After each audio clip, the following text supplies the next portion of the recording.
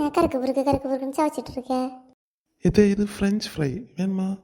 French ஃப்ரையும் குஞ்சு ஃப்ரையும் எனக்கு ஒன்றும் வேண்டாம்.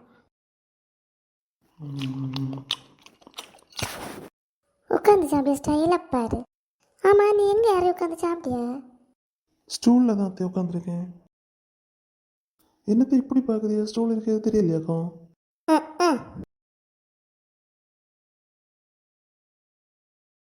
நீ இங்கே என்ன பண்ணிட்டு இருக்க?